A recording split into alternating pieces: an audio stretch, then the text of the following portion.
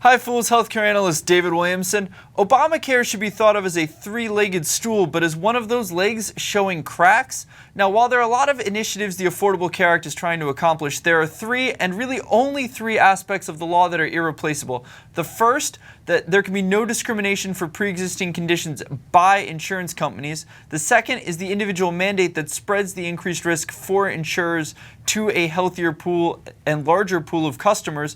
And three, exchanges to facilitate purchasing of insurance by those customers. Take one away and the stool topples, which is why some are reacting to the news that Aetna will withdraw from another exchange so negatively. Now, Aetna, which is one of the largest managed care companies, is withdrawing its bid for the New York state-based insurance exchange. This follows the company's withdrawal from Maryland, Connecticut, Ohio, and Georgia. Now, leaving the Maryland market made sense to me after regulators thought its proposed rates were too high and demand they be lowered. I find New York more interesting. This is a state being touted as an Obamacare success story. Premiums look to fall as much as 50%. And New York was unique in that they had some of the highest premiums in the country already, thanks to an Obamacare Lite program that didn't include the individual mandate to spread out the risk of not denying coverage for pre-existing conditions to that larger, healthier pool of customers. Now, this is what made the New York pool so attractive to the large insurers. United Health is about as cautious as it comes to the state-based exchanges. It's participating in only roughly a dozen, but it will be present in New York. Now, there's been discussions that in most states, the first customers in line will be the sickest patients whose pre-existing conditions had previously locked them out from buying insurance, and that the young, healthy 20-somethings won't show up until later, possibly after even paying the $95 fine for not participating in year one.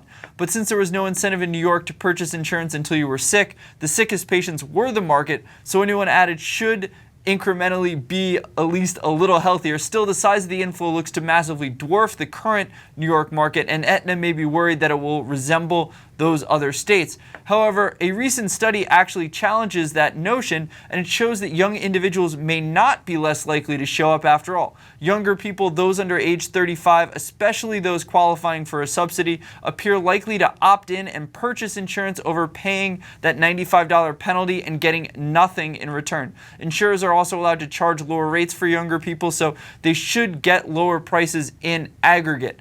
In closing, I'm not going to fault Aetna for being cautious. It's better to be a little late than to rush in and find they overcommitted, especially in a business like insurance, which is based on managing risk. Now, this puts Aetna at basically the middle of the pack. Cigna's only going to be participating in 5 states. Aetna was planning to do about 14. Now it looks to be in the single-digit range, but that should be more than, or it should be a little less than United Health.